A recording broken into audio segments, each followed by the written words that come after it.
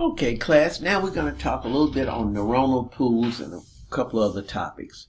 All right, a neuronal pool is a pool of neurons, a complete pool of neurons.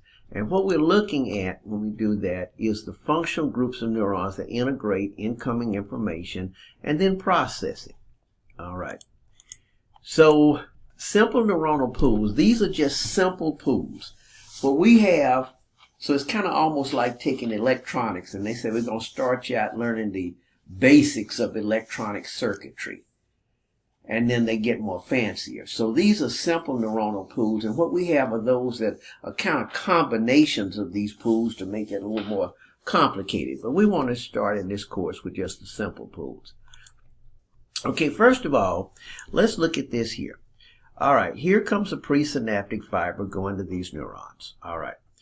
The example here, remember you need more than one going to a neuron, so this wouldn't do it, but this gives the example we need out of the book. All right. See how many inputs are going to that one? Just a few. Okay. But see how many go into this one?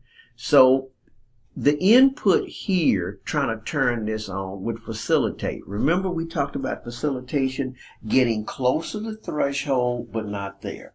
Getting closer to threshold, but not there. Not enough input. Here you got enough input to get excitation, the discharge zone. So you reached threshold here in the axon hillock. Here you didn't, but you got closer. Let's say you were negative 70. You need to be a negative 40. Well, you got to a negative 50, let's say. Here you made the mark. Okay? So we go further. So we have what we call diverging circuitry, like in electronics. Let's look at that. Diverging would be, here's a neuron, it diverges, and then that diverges, and then that diverges, and so that diverges, then this diverges, then this diverges, so it's a diverging circuitry. This guy to here, that's diverging. Simple neuronal pathway. Okay. Diverging into multiple pathways. Here you go, but each of these is going in a multiple pathway fashion. These you can kind of glance at on your own, really. Converging, the opposite. You're going from several into one. Going from several into one. That's converging. So we said you had diverging, simple, and then you got converging. We got the reverberating type. Let me try to explain this one. Okay. So you turn on this one turns on this one turns on this one. But what happens is this axon goes around and turns you on. So then you turn me back on. So in other words, this is perpetual. Let's look at it. When you turn this on, this turns this on, this turns this on. Now right here, you're turning this guy on, whether it be from here or here. Now he's firing an EPSP. But see, this is, so in other words, once you turn this on, it just keeps cycling. It keeps cycling. Once you turn, the only way to turn it off is somebody needs to fire an IPSP, but that's another subject though. So this is reverberating circuitry. Now, if you look at it, that means the output from this guy will be perpetual, unless some neurons touch it with an IPSP to turn it off. So once this is turned on, that's that. This would be like something called the reticular activating system in your brain that I'll talk about when we do brain, something of very importance. But this is reverberating. Okay. Parallel after discharge. Now I want you to look at this. Okay. You discharge this one, then we go parallel. All right. The thing is to see who gets here first. All right. When this one has two synapses, here's one, here's two, and then the third synapse. Let's say 3. So that's 3. 1, 2, 3. Remember synaptic delays. This one has 1 here to you. This one has 1, 2, 2, and this one has 1, 2, 3, just like you do. All right. Now, if you think about this, this is how this would go. I'm looking at the guy that's getting the output, the neuron that's getting the output. Okay. The quickest for him is this one, because there's only one synaptic delay. See that? The second one would be this, the second fastest, because there's just two. The third, the last ones would be these that have three. So this neuron would be almost getting something all the time, because you first, then you follow quickly behind that, then you come in. But the key is it goes parallel after the discharge occurs. You can kind of read on it. It should be fairly straightforward on that, though. Okay? Now, let's go a little further. What's this about? Serial processing. Inputs travel along one pathway to a specific destination. Just like what we saw here. Okay? Serial works in an all or none, produce a specific response. All right, let's see where we go here. Reflexes. Now, let me tell you what a reflex is. It's an automatic response to a certain stimuli. Let me say that. An automatic response to a certain stimuli. For example, your knee jerk. All of you have had a physical exam. Doctor hits your patellar tendon and your leg goes out. Knee jerk. These are reflex arcs. All right? So here would be what would happen. The stimulus would come in the receptor. Then you would have an integration of an inner neuron. Then you come out with motor. So the stimulus would give an automatic response, just like the knee jerk. So you hit the knee, comes out, hits an inner neuron, and then you automatically get this jerk. Now, actually, with the knee jerk, you don't even have the inner neuron. This receptor synapses directly on the motor, and there it is. So really, you don't even have the integrator in that case. It's so direct. See, some reflexes are simple and others are not. We'll talk about reflex a little bit later in another chapter. But some are simple and some are not. But this kind of gives you an idea. But a reflex is an automatic response to a certain stimulus. Okay? Let's go further. What's this about? Parallel processing. Input travels along several pathways. One stimulus promotes numerous responses. This is higher level mental functioning. Okay? Which means that if you give me a math problem, let's think about it. Give me a math problem. Now, 3x plus 4 minus this and that, then we've got to ask various areas of the brain to work on the problem. Various areas of the brain to work on it, particularly if it's a word math problem. Now I'm coming to something I know a lot of you don't like. I didn't like it a whole lot myself. Word math problem. Write it out in a paragraph, then you got to make an algebraic formula out of it and then solve the problem. Think about how many areas in the brain have to be involved to do a word math problem. That's why it's so hard. Versus just having, an algebra equation and say solve it. So that's just to kind of give you an idea of the difficulty. Okay? Developmental aspects of the nervous system. Nervous system really comes from the neural crest. Here is what we call the neural. This would be the embryo. This is you developing. Here's a neural crest.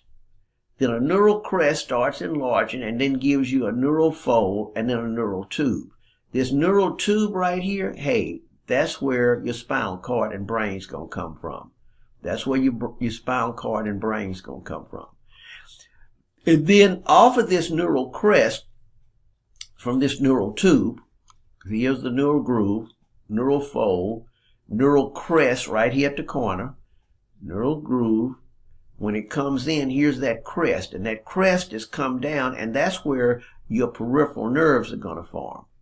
Here, from this neural tube, is where the brain and spinal cord. So the neural tube becomes the brain and the spinal cord, which is the scene. And neural epithelial, neural tube undergoes, but the neural blasts come off, and that's where you get all these other peripheral nervous system fibers, neurons, shall I say. Axonal growth. Okay, let's go over here.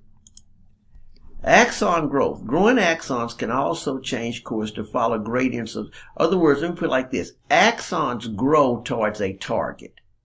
Axon grows towards a target. The stimulus for the axon growth are different molecules that stimulate the axon to be attracted towards the stimulus causing it to grow there. When a molecule attaches, it causes the growth cone to grow, stop, or turn. Because some molecules say, don't come my way. Other molecules say, come my way. You see what I'm saying? So cell surface adhesions on the entity that's pulling it there, the axon there. Okay? So when you look at that, here would be kind of like the positive signals of whatever's out there saying go this way. The negative signals are saying stop, just degenerate here. So that's what we call axon growth. Okay? Axon growth. Now this is why you're growing and trying to form those synapses. You say, what am I talking about? What I'm talking about is you as an embryo, not as an embryo, you as a fetus and after birth are developing all these synapses. All these synapses. Many of them go away. See, let me tell you what in the brain. You develop bunches and bunches and bunches and bunches of synapses early in your life. Then shortly after birth, you even develop more. Then gradually, as you get into the latter childhood age, they start going away. And you have a few. Now, it would seem like the more you have, the smarter you would be, the this you would be, and everything like that. True to form, that's true. But here's the problem. Right now in your room, wherever you are, there are sounds going on. Maybe the air conditioner or the heater or this or that. Your clothes you're wearing are on and everything. You've blocked all that out. All that has been blocked out so that you can concentrate. If you had too many synapses, all these inputs would not block out. You would have so many inputs coming in, you couldn't even think. So though you would be smarter if we had a heck of a lot more synapses, it wouldn't count for nothing. It would be a moot point because you would be receiving too many signals simultaneously that you couldn't block out. Okay? Now, when it comes to axon growth, we have something here while you are as an adult or, teenage, whatever. It's called Reverberating degeneration. Okay, let me just kind of show you what would happen here real quickly.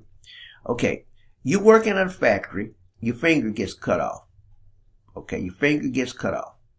All right, then here would be the finger, the muscle or whatever in the finger. Your finger gets cut off. Okay, it gets cut right here in the middle of an axon. The distal part of the axon would undergo something called Reverberating degeneration because it has no nutrients, nothing. So it's going to do that. And you don't have to cut your finger all the way off. If you cut into the finger, those neurons that got severed in the finger, you didn't cut the finger all the way off, let's say, those neurons that got severed at the axon, that distal part would degenerate. Okay? Now what's going to happen is, because you've got the Schwann cells and some of the other stuff, which we'll call epineurium, we haven't talked about all that yet, then it will act as a nutritious source to help you grow back to this. But if you don't grow back, then the muscle would atrophy in your finger. But if you do grow back after injury, then the muscle's there. If it doesn't, then it would atrophy. Okay? This is what we call, you can read on it sometimes, Reverberating degeneration. Okay, we go to the last thing. Cell death. About 2/3 of neurons die before you're born. Death results in cells that fail to make functional synaptic connections. Many cells die due to apoptosis, which is programmed cell death during development. As I mentioned, you don't want to have too many multiple inputs. All right, this just kind of gives you an idea. I want you to read on the chapter, look at stuff. Say, I've got even some videos that you'll see that's not mine. One on saltatory conduction for this chapter, one on nerve regeneration, and another one on neural integration I kind of liked. So hopefully all this helps you understand this material. Thank you.